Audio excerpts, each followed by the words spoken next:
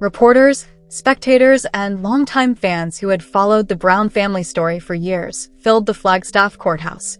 There was an almost electric excitement in the air as rumors circulated that Robyn Brown, Cody's favorite wife and former soulmate, may potentially lose everything. The atmosphere in the courtroom was tense. Meri Brown sat peacefully on one side, her hands folded firmly in her lap, her posture rigid yet elegant. With a pile of meticulously prepared documents by her side, Janelle sat next to her, worn out yet unflinching. Cody and Robyn sat on the other end, their looks glum, their body language a mixture of desperation and haughtiness. It was like a thunderclap when the verdict was announced. The judge ruled that the property transfers that had previously been wrongfully transferred into Robyn's name had to be undone. Meri and Janelle would get the deeds back. Hey, hello, everybody. Welcome back to my channel TLC Flicks. Make sure to give this video a thumbs up. In addition, Robyn and Cody have 30 days to leave the opulent Flagstaff mansion. Robyn's assets were placed on hold and long-hidden debts were exposed. Murmurs, gasps, and the desperate scratching of reporters' pens filled the courtroom. Cody's face was wild and crimson as he jumped up in rage. He yelled that the family had been deceived and that it was a witch hunt at the judge, the attorneys, and everybody else who would listen. However, security had to order him out because the verdict held. As though her body couldn't handle the wave of emotions rushing through her, Robyn stayed sitting, her hands shaking and tears streaming down her face. The cameras flashed like lightning as they left the courthouse. Robyn hid her face in her hands and sobbed loudly enough to be heard above the din of the crowd, while Cody yelled aggressively at the media in a harsh, broken voice. Meri and Janelle went out behind them, standing straighter than they had in years, but neither grinning nor gloating. It wasn't about retaliation for them. It was about getting back the fairness, safety, and dignity that had been taken away from them for too long. The ruling's reality set in 2 weeks later. To deliver the formal eviction notice, deputies showed up to the Flagstaff mansion. Once Robyn's haven and a testament to her legal marriage to Cody, the expansive home was now a desolate and terrifying place. Robyn wailed in anguish as she slumped on the marble floor, and the children looked anxiously through the windows, their faces white. "This is unfair." Her voice cracked and sounded rough as she sobbed. "I sacrificed all for this family. I tried to make things work. I made sacrifices, and now we're being thrown away like garbage." Cody's wrath seemed to overtake him as he stormed around the home. He was furious over deception, smashed doors, and insulted the justice system. However, his outbursts lacked their former impact. He had lost his wives. His kids were no longer with him. His money was in ruins. And now Robyn was losing even the house that had made her feel invincible. As movers cleaned out the residence, boxes piled up on the driveway. The once proud mansion was now filled with shadows and echoes, a reminder of unfulfilled promises and favoritism that had cost too much. Cody struggled in vain to maintain the appearance of control as Robyn clutched to him and sobbed furiously. Meri and Janelle, meanwhile, had a subtle sense of validation. They had been subjected to abuse, neglect, and the persistent feeling that their sacrifices were merely supporting Robyn's comfort and Cody's ego for years. The equilibrium had changed now. They regained ownership of the properties that had been seized from them. In a sense, justice had been done at last. The story was widely covered by the media. Online tabloids and television screens blared headlines, "Robyn Brown is evicted.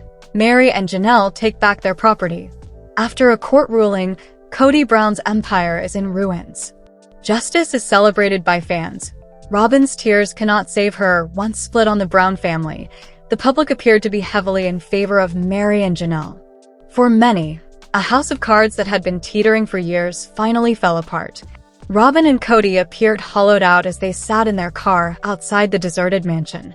Their kingdom was reduced to nothing. The doors were locked, and the boxes were gone. Cody pounded the steering wheel and mumbled about conspiracy and treachery in a furious voice. He snarled, "They made everyone against me. The spouses, children, and even the network. Everything is put up. They wish for me to fail." Robyn's voice was hardly audible beyond a whisper as she leaned against the window, her eyes red and swollen from crying. Broken, she answered, "No, Cody, this is what we did to ourselves." After that, The once famous sister-wives couple sat in silence as the truth of their demise weighed heavily on them. Robyn's tears did not alter the outcome for the first time in years. Cody was left with no one to blame but himself for the first time. Tension was nothing new to the downtown Flagstaff courthouse. Its ancient sandstone walls had witnessed hundreds of conflicts, including divorces, land cases, and small-time frauds, but nothing like this. The courthouse plaza was alive on the morning of the decision. Reporters carried cameras on their shoulders, boom mics hung over huddled groups of media personnel, and onlookers waited in line, holding cell phones as if they could witness history in action. The Browns were their target. America had been watching its experiment with several marriages fail on TV for years, with each betrayal and breakdown depicted in a glamorous reality TV style. However, today's events weren't pre-planned. This was not a confessional interview where a producer might elicit sympathy or practice crying. The law was this. And Cody Brown and Robyn, his legal wife, had finally been apprehended by the law. The atmosphere in courtroom 3B was so dense that it was impossible to breathe. Meri sat stiffly at the plaintiff's table, her eyes darkened with insomnia, her hair perfectly groomed. Her jaw was so tightened that it felt like her teeth might break, and she wore a subdued blazer. With a stack of manila folders at her elbow, Janelle sat next to her, calmer but just as worn out. The cadence of her fingers tapping the table revealed nervousness she would not normally display. Across the aisle, Robyn frantically wiped her eyes with a balled-up tissue while speaking to her lawyer in a childlike manner. Beneath her eyes, her mascara had already smudged into gentle crescents. With his shoulders straight and his hair untamed, Cody sat next to her, looking like a picture of boiling rage. Like a man about to blow up, he tapped his boot on the courtroom floor. The judge briskly entered and sat down, a silver-haired woman with a polished steel glare. The whispers in the gallery vanished in an instant. This matter had been simmering for months. People who had once pledged allegiance to the family had testified, bank accounts had been subpoenaed, and property deeds had been examined. It was Judgment Day today. "Everyone stand up," the bailiff said. When they sat down again, the silence felt like a held breath, and the room stood. The judge started reading the decision. Her voice was impersonal and steady, more like the voice of the law than emotion. She mentioned assets that had been mysteriously transferred into Robyn's name, inconsistencies in the transfer of property titles, and unfulfilled promises made to Meri and Janelle.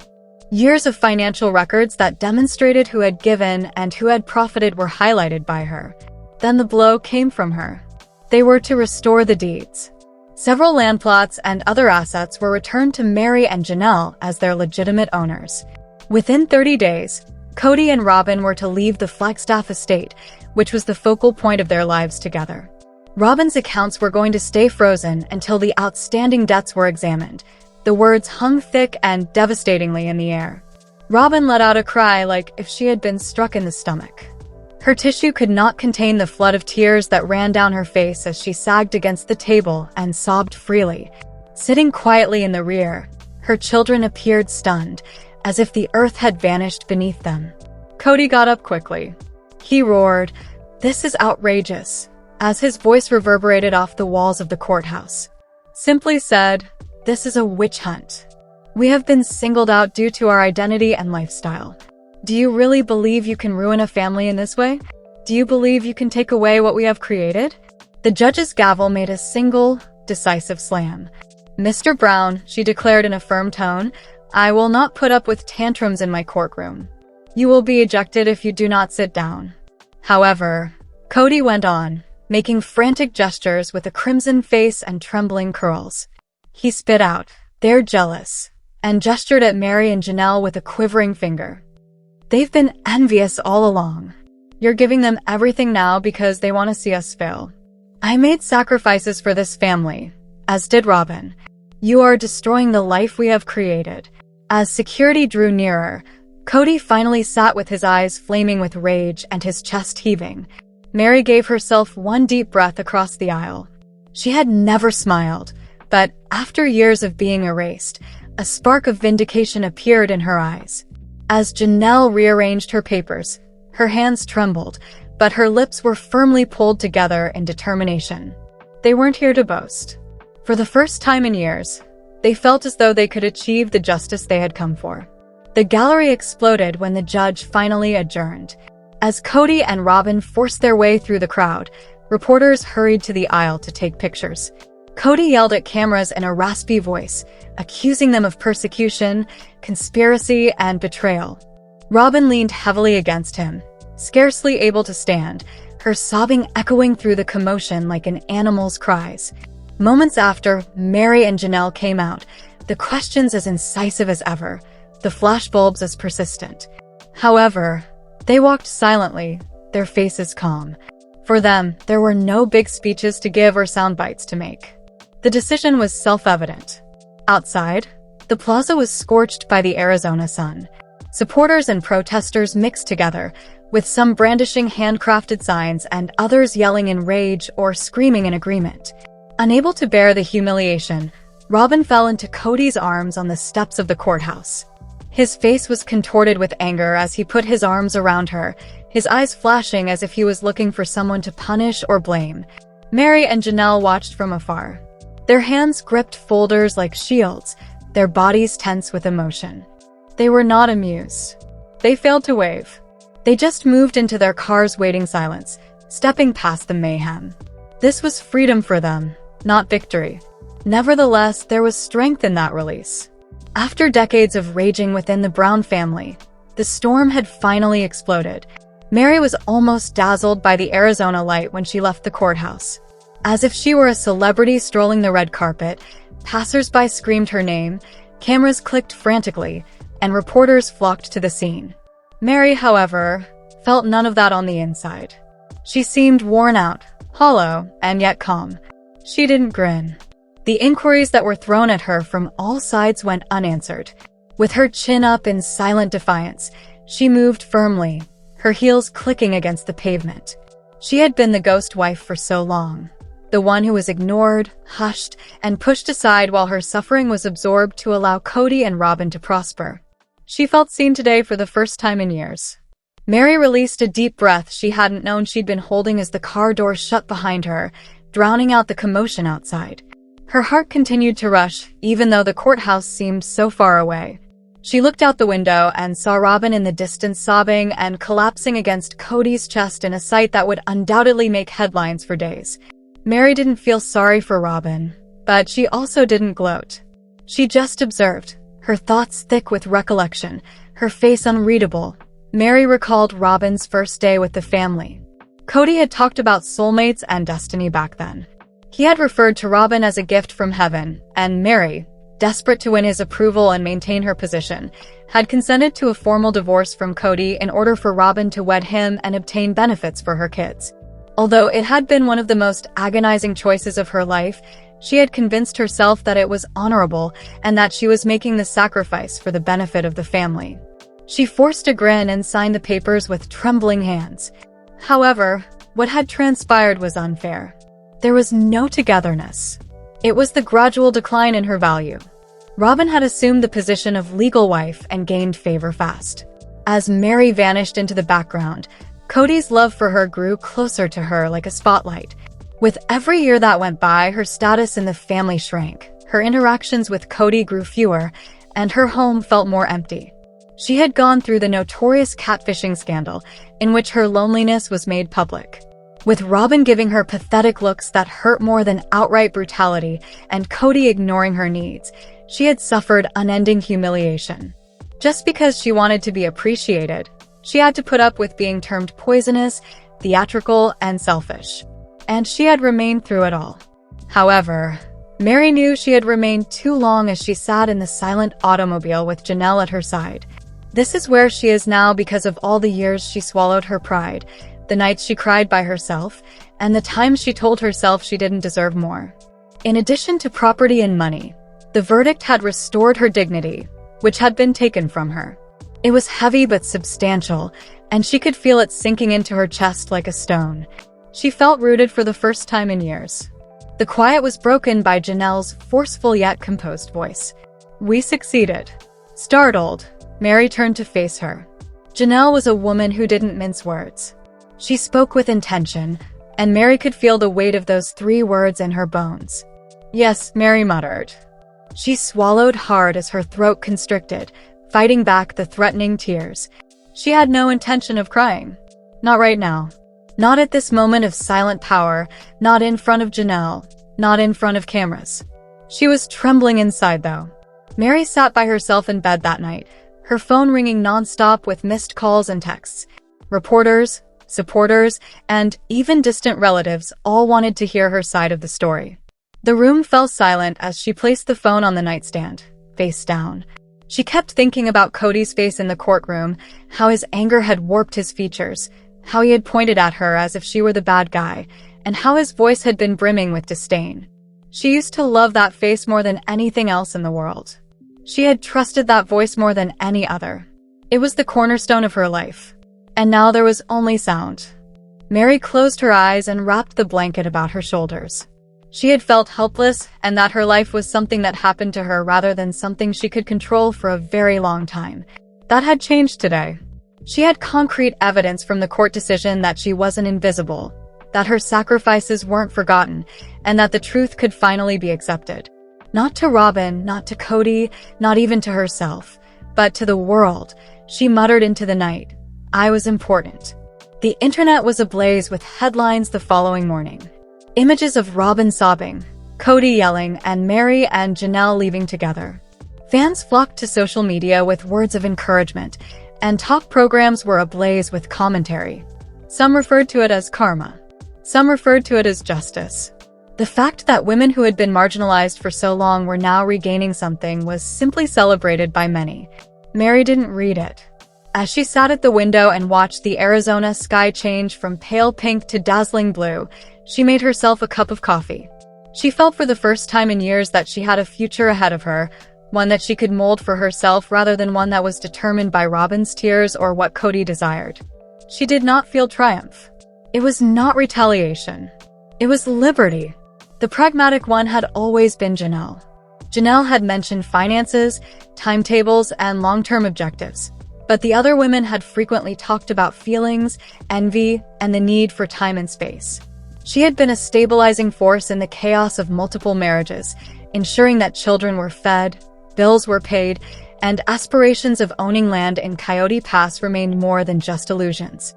Nevertheless, she had ended up with nothing, even though she was the one who kept the financial structure together. Janelle didn't cry as the courtroom announced the verdict. She didn't scream, flinch, or even make any noise with her breathing. She just allowed the words sink into her bones while she sat with her papers neatly placed in front of her. They would restore the qualities. After being disregarded for so long, her contributions were now acknowledged. It was validation, not happiness, that she experienced. Later that evening, Janelle sat at her kitchen table, surrounded by old folders and notebooks, alone herself in her small rental. Her record-keeping had always been rigorous. She had persisted even after Cody laughed at her insistence on spreadsheets. She was aware that those documents might be important someday. She now discovered that her persistence had saved her as she looked through fading documents, bank accounts, and faded invoices. Her kids had grown up witnessing her waste every penny. She recalled tired but determined evenings spent at the kitchen table after work, planning how to save money for braces, soccer outfits, and the countless costs associated with raising 6 kids, all while paying the utilities. She had seen Robyn struggle to make ends meet as Cody lavished money on her fantasies, the mansion, the limitless spending, the resource-draining internet store, all the while telling her to wait her turn. It was never her turn. Rather, she had seen her sacrifices pass unnoticed, her labor and sweat being used to construct the exact structure Robyn now claimed as her throne. Janelle called Madison, her oldest daughter, the day following the decision. Although she spoke steadily, Madison's response, "Mom, I heard the news, are you okay?" Janelle felt something break inside. She tried to remain calm, but her voice was shaking as she said, "I'm more than okay. I feel seen at last." There was a pause before Madison's tearful voice could be heard on the other end. "Mom, you deserve this. You've always been worthy of more than what he provided." Janelle closed her eyes and allowed her daughter's words to soothe her. She had harbored an unsaid dread for years that her kids would blame her for staying and exposing them to a family dynamic that frequently made them feel inferior. She hadn't realized she needed the kind of healing that came from hearing Madison's proud, non-judgmental voice. Years ago, when Coyote Pass was merely a pipe dream, Janelle reflected. With broad, passionate movements, she could imagine Cody standing in the dust, promising expansive homes and a cohesive family complex. She recalled the glimmer of optimism and the assurance that her perseverance and diligence will be rewarded. She had put money, her own money, her credit, her sacrifice into that land. Additionally, it felt like it was erased when the titles changed to Robyn's name. Although Cody had assured her that it was just temporary and for the good of the family, she had a gut feeling that it wasn't. She had been correct. Her ownership was now reinstated as the court had decided. Validation was more important than property alone. It was evidence that her years of effort and sacrifice had not gone unnoticed, and that she had not been stupid. But Janelle was not a boasting lady. She was aware of Robyn's pain. She had witnessed her crying, devastated, and humiliated in the courtroom. Janelle couldn't forget the nights she stayed up wondering how she was going to pay for Robyn's mansion, even though she wanted to feel sorry for her. There were limits to sympathy. Janelle's thoughts of Cody now were filled with nothing but a profound, hollow emptiness. In the past, she had truly and profoundly loved him. She had supported him when others attacked him, trusted his vision, and believed in his leadership. But as she stood there in that courtroom, seeing him scream like an animal trapped in a corner, she realized too, that Cody was not a man of vision. He was an egotistical man. He had exchanged Robyn's emotions for her devotion, Robyn's drama for her pragmatism, and Robyn's steady hand for her shaking one. Janelle came to the realization that he was solely responsible for the collapse of the empire he had established. She stood in her tiny patio that night, the cool, dry desert air feeling cool against her skin. As the sun dropped below the mountains, the horizon was illuminated by the final orange striations. She listened to the silence while closing her eyes. Her life had been filled with noise for years. Robyn's sobbing, Cody's loud voice, kids fighting, cameras recording, and producers prodding. There was silence now, and Janelle found serenity in that quiet. As if talking to herself, she muttered to the barren sky, "I am able to rebuild. For me this time." News outlets aired images of Robyn collapsing, Meri and Janelle leaving together, and Cody yelling the following day. Talk programs analyzed every gesture and facial expression. Commentary flooded social media, with detractors ridiculing Cody's outburst and fans applauding Janelle for her tenacity. Janelle did not observe. She opened her calendar, made her morning tea, and started drawing a new life. A life that was exclusively hers, free from Robyn's insatiable yearning and Cody's hollow promises. Her future seemed like her own for the first time in decades. And it was sufficient. That morning, the Flagstaff courthouse was completely crowded. As the judge got ready to read the final verdict, reporters, spectators, and even distant relatives of the Brown family crowded the benches and whispered anxiously. The trial had been a media circus for weeks. The public's perception of the once famous polygamous family had been almost ruined by Robyn's alleged financial maneuvers, Cody's heedless loyalty, and the proof Meri and Janelle had provided regarding covert property transfers. Robyn sat at the defendant's table, her hands shaking a little as she held a tissue, her face pallid, her makeup streaked from restless nights. She made an effort to look tough, but each time the double doors creaked open, her gaze darted anxiously toward them. Clinging to the hope that Cody would yet come to her aid, she waited for him. However, the chair beside her was still vacant. With her lawyer at her side, Meri sat erect at the other table, her posture exuding a quiet strength. On Meri's side was Janelle, who was composed yet firm. After years of manipulation and polygamous dominance, their union felt unbreakable. After decades of being ignored, disregarded, and misled, both women were standing here in this courthouse as survivors and equals, recovering what had been taken from them. The gloomy quiet was broken by the judge's voice. He started by saying, "This court finds in favor of the plaintiffs, Meri Brown and Janelle Brown, after reviewing the evidence, testimony, and financial records provided." Throughout the courtroom, there was a gasp. Reporters scrawled notes right after, with others even hurrying outside to contact their editors. The judge went on. With immediate effect, the plaintiffs will legally regain ownership of the deeds to the Coyote Pass properties and the related bank accounts. In addition, Robyn Brown is given a 30-day notice period to leave the Flagstaff residence. Forcible eviction will occur if you don't cooperate. Robyn's mouth dropped open in shock. The room whirled around her. Her voice cracked as she murmured, "No, this can't be right." She shook her head angrily as her lawyer leaned in to try to soothe her. "I live there. My security is that." Cody assured me that it would be ours forever. For the first time since the start of the trial, Meri looked at Robyn. Her eyes were filled with a deep, determined anguish and justified indignation. Yet there was no gloating. "Robyn, you used our losses to build your future." Meri murmured softly, "Now the truth is out," her voice steady but laced with decades of suppressed pain. Janelle didn't give Robyn a glance. Rather, she confirmed specifics on the timeframe for ownership transfer in a whisper to her attorney. This wasn't about retaliation for her. Justice and survival were at stake. When the gavel struck, indicating the end of the case, reporters yelled questions. "Robyn, how would you react if you lost everything? Now that you've won, Meri, Janelle, what are your next plans? Cody Brown, where are you today? What prevented him from being there to help his wife?" Robyn, however, hardly heard them.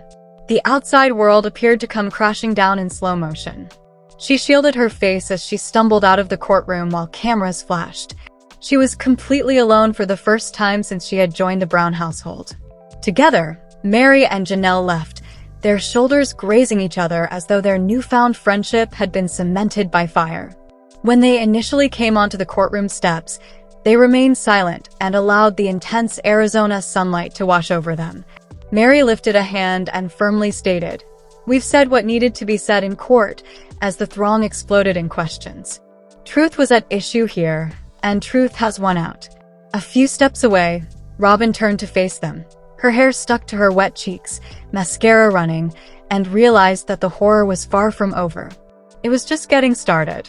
Because she has nowhere to live now. No cash. Without her hubby at her side. And the ladies she had previously written off as weak had just achieved greater success than she could have ever dreamed. Outside Robyn Brown's Flagstaff house, the February wind howled as the chilly morning broke. With clouds bloated by an impending storm, the sky was slate gray. Robyn had slept very little because she kept thinking about the courtroom scene, the judge's voice cutting through her frantic cries, the gavel striking, and the clinically cold words. The court rules in favor of Meri and Janelle Brown. Robyn had been hoping for answers and some indication that the horror wasn't over for days after that decision. She had persuaded herself that there would be a loophole, an appeal, or maybe Cody would show up out of nowhere with a big idea and burst through the door like the man she had thought him to be. But her brittle illusions were shattered that morning by the sound of hard knocking. Cody wasn't the one. A sheriff's deputy was involved. When Robyn saw the man standing on her porch with documents in hand and his badge gleaming in the dreary light, she froze. Before anyone said a word, her stomach dropped. She knew what that man carried wasn't friendly since she had witnessed enough courtroom plays. The deputy stated firmly yet politely, "Mrs. Brown, this is an official notice. It is necessary for you to leave this property within 72 hours.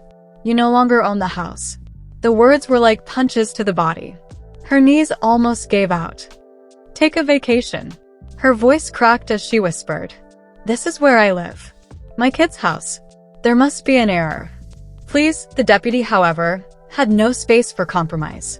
After placing the envelope in her shaking hands and nodding sympathetically, he retreated into the chilly wind. For a few moments, Robyn stood motionless in the doorway, her heart thumping so hard that it seemed to reverberate through the deserted hallways. The paper felt like stone in her hands. She closed the door and slid down until she was sitting on the floor, pressing her back against it. Unaware of the impending court battle, her kids played upstairs. Their laughter echoed softly through the ceiling, a terrible contrast to the destruction inside her chest. She remembered Ariella's half-finished artwork stuck proudly to the refrigerator, Solomon's new Lego structure, and Aurora's secret poetry journal, which she had vowed never to touch. How was she going to uproot them once more? How could she justify the loss of everything they owned, everything she had assured them would be safe? She quickly remembered the names of Meri and Janelle. Years ago, she had referred to them as sisters, shared meals with them, and pretended to smile at family gatherings. However, those women had spent years anticipating, observing, and preparing their comeback. She had been afraid of losing control, but now they had it. Stumbling into the living room, Robyn gazed at the pictures hanging on the mantel. Cody and her wedding portrait. Images of family gatherings when she had demanded to be the center of attention, the dazzling representation of Cody's favorite wife. In order to ensure that she and her kids were protected first, she recalled all the evenings she had whispered in Cody's ear, urging him to safeguard their possessions. Those murmurs had now backfired. She didn't own the house. She didn't own the money. Cody had disappeared into his own guilt and resentment, so even he wasn't really hers anymore. Her fingers whitened as she grasped the eviction notice. Desperation and anger blended together, simultaneously bubbling hot and cold. Robyn realized for the first time how alone she was. Around her, the fortress she had constructed, brick by brick with control, manipulation, and tears, was crumbling. Worst of all, she had lost all of her supporters. Janelle and Meri weren't coming to her aid. Years ago, Christine had severed her relationship. Her presence had long been resented, even by the children of the other husbands. They would, if anything, rejoice in her failure. The once proud house echoed with the raw, guttural sound of Robyn sobbing, while she buried her face in her hands as thunder roared in the background. 3 days. All she had left was that. Flagstaff would never see Robyn Brown the same way again as the door closed behind her. Robyn Brown was not comforted by the sunrise in Flagstaff this morning. The house she had once referred to as her forever house was half empty when she woke up, with boxes piled carelessly in the corners. Her dreams had been plagued by rumors about the court's ultimate decision for weeks, but today, the rumors had vanished. It was fact. The front door was rocked by a strong knock. About 8:30 a.m. Robyn stopped. She could tell who it was without looking through the peephole. The locksmith had arrived with the court-appointed officers. Her breath was irregular and shallow, and her hands were shaking as she gripped the counter's edge.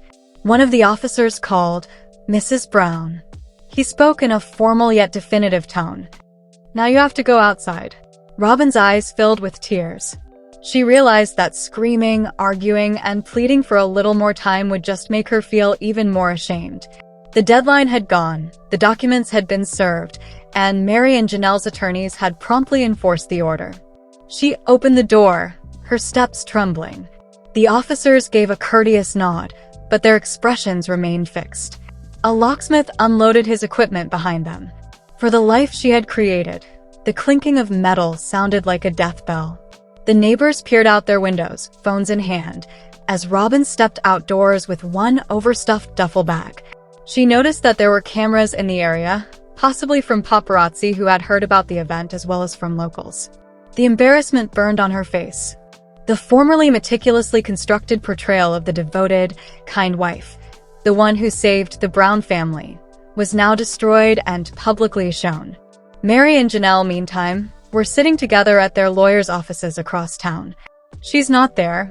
With a steady tone and the weight of years of betrayal, Janelle asked. The lawyer nodded slightly in satisfaction. "Yes, as of this morning. The locks are now different. You are the sole owner of the property titles." "It's finished," with the tiniest hint of a smile on her lips. Meri reclined in her chair. Not long before Cody had gradually destroyed her position in the family, she had not experienced this sensation of control in years. The roles were reversed for the first time. Nevertheless, her heart was filled with an agonizing mixture of grief and vindication rather than gloating. As she melted into the background, she recalled the innumerable evenings she had spent watching Robyn and Cody establish their kingdom. Now, with stark, agonizing clarity, she remembered the deception that had ruined her marriage, the weight of silence she had suffered, and the violation of her confidence. But retaliation wasn't the only thing at stake here. It was about getting back what was hers. When Robyn returned home, she watched in clouded vision as movers removed the rest of her possessions. She whispered vacuous assurances that she didn't believe herself while holding her smallest child close. "We'll be all right." Her voice cracked with each syllable, but she said, "Mommy will figure this out." In actuality, though, she had no idea where to go. Cody had become aloof, consumed by his own escalating humiliation and rage. His once booming voice now came out in sour mutters, accusing everyone of causing the collapse he refused to acknowledge he had caused, including Meri, Janelle, the courts, and even the kids. Robyn then stood on the pavement as the house's locks clicked shut behind her. She was no longer the family's queen or the preferred wife. Finally, she was what Meri and Janelle had foreseen: isolated, destitute, and powerless. She came to the realization for the first time that she could no longer play the victim, cry her way out, or charm her way back. The safety net has vanished. The empire was over. And standing in the wreckage was Robyn Brown. As Robyn sat slouched in the back of her rental car, the clear evening air in Flagstaff had a subtle hint of desert sage. Twilight has scarred the sky, the horizon turning gray and purple. The bright screen of her phone shone on her tear-streaked face as she gripped it in her hands like a lifeline. Since the eviction in the morning, she had made 6 calls to Cody. The calls were either unanswered or left on voicemail each time. Once more, her shaking fingers lingered over the dial. Her mind was spinning with all the worst-case scenarios, and her heart was thumping. Where had he gone? Was he gone? Was he now on Meri's and Janelle's side? Desperation finally prevailed over caution.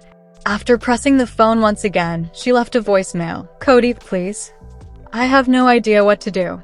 The house was taken by them. The children. I'm not even sure where to begin. You are necessary to me. I need us." She felt the weight of her own futility as she heard the final beep. The ensuing hush was deafening. She repeatedly played the message, hoping he would call her back, listen to her stress, and reassure her that she was still his favorite and his favorite. However, the call never arrived. Cody, meanwhile, was pacing the mansion he had left weeks before. Or, more accurately, the mansion that he had thought would always belong to him and Robyn, now deserted save for the sounds of old arguments. Robyn's stuff was taken away from her by the court, but Cody's pride was taken away even more. He had to stop acting like he was in charge. He was a man of consequence postponed, not a guy of power. In an attempt to calm the maelstrom of guilt and rage he was feeling, he poured a glass of whiskey and took a long sip. Robyn's desperate texts were constantly flashing on the screen of his phone, which was resting on the table. He didn't respond. In his side, every ping felt like a needle. He detested the noise. The truth was something he detested. Above all, he detested the fact that he had allowed this to occur. Robyn dialed again, oblivious to the coldness on the other end. When she eventually got to him, all she could hear was a lengthy, tense silence, followed by the distant, flat sound of Cody's voice. "Robyn, what do you want?" Her throat constricted. She started to say, "Cody, But he interrupted. "No, I'm finished. This is over. I am unable to maintain." Over? We have children, Cody. We live. You can't just, please." He answered fiercely, "I can." The court decided what to do. "I'm not siding with anyone. You are now on your own." Robyn stifled a scream as her hand shot to her mouth. She sunk to the car seat as her knees gave way. She had lost the man she trusted most, the one who had vowed to be true to her. Emotionless. Uncompromising. Lost. I don't get it," she said. Cody remarked in a chilly, nearly whispery voice. "You will understand. This is how things must be. Everything was lost for you. Take care of it." The line then stopped working. Robyn's unrestrained, unfiltered tears filled the car. Her kids clustered near her, scared and bewildered. She had no husband, no home, and no friends. In an instant, the security and comfort she had thought were assured vanished. Although the court's decision was one thing, Cody's treachery went much deeper than any legal document could. Meri and Janelle had already begun to consolidate their triumphs outside. Accounts were being secured, property repossessed, and deeds were being signed. Every document pertaining to the Coyote Pass estate would suddenly be dominated by their names. Knowing that power was not just about winning in court but also about taking decisive action after the triumph, they operated stealthily and methodically. By comparison, Robyn had nothing. She had no one to support her, no strategy to save what was left, and no man to defend her as she watched the empire fall apart around her. For the first time in her life, she understood that having no genuine evidence to support her status as the favored wife meant nothing. And now Robyn Brown was completely exposed, having lost her home, her money, and her loyalty. Let us know in your comments. And stay tuned by subscribing our channel to get more updates like this. Thanks everyone.